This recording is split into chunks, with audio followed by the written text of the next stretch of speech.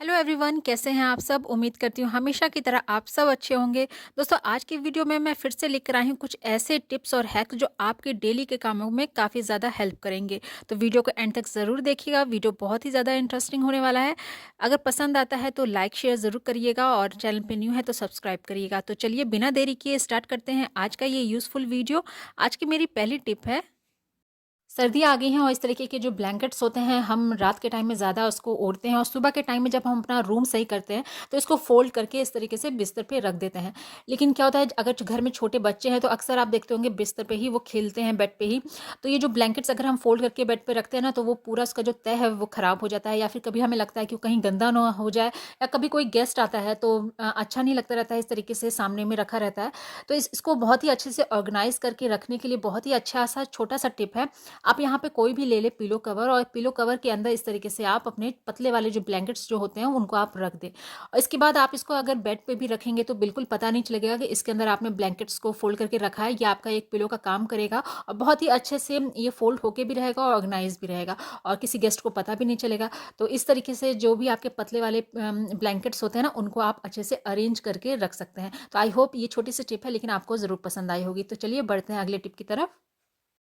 इस तरह का आयरन स्क्रबर हम डेली अपने बर्तन को साफ़ करने के लिए यूज़ करते हैं, लेकिन इसमें आप देखते होंगे कि खाना बहुत ज़्यादा फँस जाता है जो धीरे-धीरे सड़ जाता है अंदर, और हमारा जो बर्तन है वो साफ़ होने की बजाय अनहाइजीनिक और ज़्यादा हो जाता है। तो इसको भी हमें टाइम टू टाइम साफ़ करना बहुत ज़रूरी होता है, और आप ये भी देखते होंगे कि ज़्यादा इसको यूज़ करते-करते इसकी जो धार होती है ना, उसका जो नुकीलापन होता है वो भी कम हो जाता है। तो आज हम जो ट्रिक यूज़ करने वाले हैं उससे आपके ये दोनों काम हो जाएँगे। एक तो ये हमारा स्क्रबर साफ़ भी हो जाएगा और जो हमारा स्क्रबर का जो धार है वो कमज़ोर हो जाता है वो भी शार्प हो जाएगा। तो आपको करना क्या है, गैस ऑन करके इस तरीके से आपको गैस के ऊपर इसको रखना है। तो इससे जो भी खाना अंदर फँसा होगा ना वो अच्छे से जल के राख भी हो जाएगा, और जो इसकी धार कमज़ोर हो जाती है ना वो भी बहुत ही अच्छे से शार्प हो जाएगी, जिसके बाद हमारा जो बर्तन क्लीनिंग का जो काम ये करता है ना बहुत अच्छे से करेगा। तो इसको इस तरीके से करने के बाद जब ये अच्छे से जल जाए उसके बाद इसको थोड़ा-सा ठंडा होने दीजिए। उसके बाद आप इसको हाथों से इस तरीके से रगड़ के देखिए, तो अंदर जो भी गंदगी जो फँसी हुई थी ना वो पूरी जल के इस तरीके से बाहर निकल जाएगी और आपका जो स्क्रबर है वो अच्छे से साफ़ हो जाएगा। ज़्यादा नहीं, कम से कम हमें 15 दिन 1 महीना में तो ये काम ज़रूर कर लेना चाहिए, जिससे हमारा जो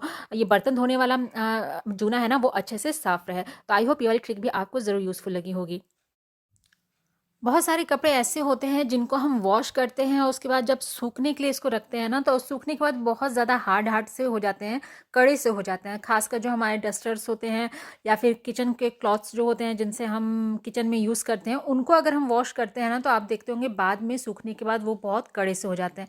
तो उनको आप जब भी वॉश करिए ना तो इस तरीके से गर्म पानी आप ले लीजिए और गर्म पानी में थोड़ा सा डिटर्जेंट रख दीजिए।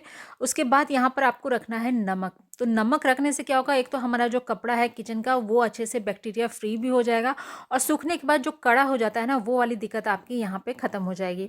तो जब भी आप इस तरीके से किचन क्लॉथ्स या डस्टर वगैरह अगर वॉश करते हैं तो एक बार नमक रख के ज़रूर देखिएगा।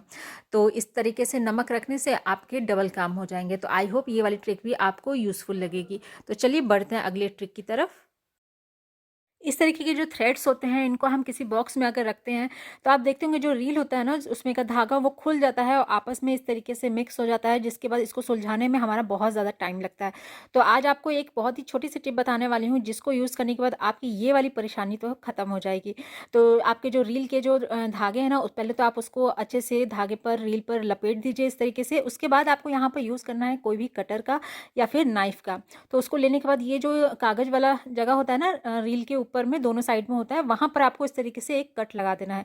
तो इस तरीके से ध्यान से कट लगाने के बाद ये जो धागा होता है ना इसको अच्छे से लपेट कर, और हमें जो इसका छोर होता है एंडिंग पॉइंट इसको हमें लपेट कर इस तरीके से इसमें डाल देना है। तो ये आपका कभी भी जो है धागा आपस में उलझेगा भी नहीं, और जब भी आप रील में इस धागे के निकालने जाएंगे ना तो आपको इसका जो छोर है ना आसानी से मिल जाएगा। तो आपको एक और करके दिखाती हूँ। यहाँ पर मैंने अपने सारे धागे की जो रील है उसमें इस तरीके से कट करके रखा हुआ है, जिससे मुझे ये वाली परेशानी बिल्कुल भी नहीं होती है, और मैं जब भी मुझे ज़रूरत होती है उसका छोर मुझे आसानी से मिल जाता है और आपस में उलझते भी नहीं है। तो आई होप ये वाली टिप भी आपको ज़रूर काम आएगी। अगली ट्रिक में यूज़ करने वाले हैं हम लोग प्याज की। तो प्याज को इस तरीके से 4 पार्ट्स में हमें एक चाकू की मदद से कट कर लेना है। इसका जो छिलका होता है ना उसको हमें रिमूव नहीं करना है, बस इसी तरीके से 4 पार्ट में हमें इसको डिवाइड कर लेना है। उसके बाद हमें इस यहाँ पर चाहिए माचिस, कोलगेट पेस्ट, जो वाइट वाला पेस्ट होता है ना, वही हमें यूज़ करना है, जेल वाला पेस्ट हमें यहाँ पर नहीं लेना है। तो जो हमने प्याज को कट किया है ना 4 पार्ट्स में, तो उसके सारे पेटल्स जो हैं वो हमें निकाल लेना है। उसके बाद हमें यहाँ पर चाहिए माचिस की कुछ तीलियाँ।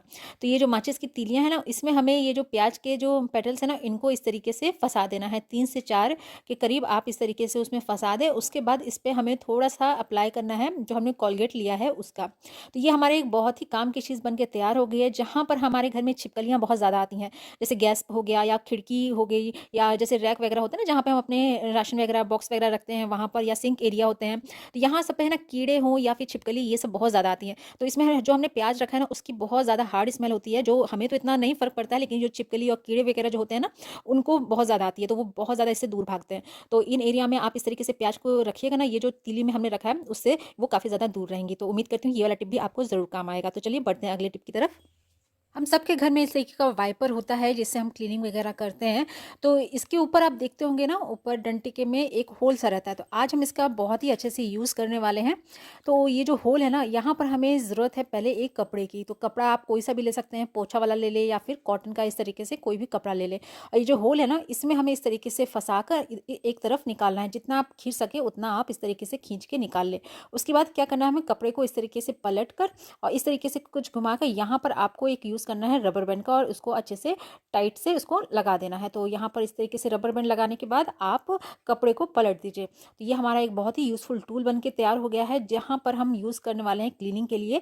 तो अगर आप चाहें तो इस पर आप सूखा भी इसको यूज़ कर सकते हैं, लेकिन अगर आपको गीला यूज़ करना है तो थोड़ा सा इस पर इस तरीके से पानी डालने के बाद आप इसको क्लीनिंग के लिए यूज़ कर सकते हैं। जो हमारे लाइट्स वगैरह जो होते हैं, फैन वगैरह होते हैं, जहाँ पे हमारा हाथ नहीं पहुँचता है, उन सब जगह पर हम इससे क्लीन कर सकते हैं। दीवार पर होते हैं ना जाले वगैरह लग गए, या फिर छोटी-छोटी जगह होती हैं फ्रिज के नीचे, बेड के नीचे, पतली-पतली जहाँ पे हाथ नहीं जाता है, उन सब एरिया में आप इससे बहुत ही आसानी से क्लीन कर सकते हैं।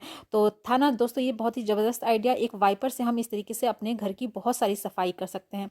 तो आई होप ये वाली ट्रिक आपको ज़रूर काम आई होगी। तो चलिए देखते हैं आज का अगला ट्रिक कौन-सा है। दोस्तों आज के हमारी जो लास्ट टिप है वो है नेल्स को लेकर। कभी कभार होता है ना कि हमारे नेल्स के साइड में जो कॉर्नर में होता है ना, थोड़ा थोड़ा दर्द होने लगता है, खासकर जो पैरों के अंगूठे होते हैं ना उनमें। बरसात के सीज़न में या जैसे अभी सर्दियों के मौसम चल रहे हैं, इस टाइम आप देखिएगा साइड में बहुत ज़्यादा सूजन भी हो जाता है और पेन भी होने लगता है।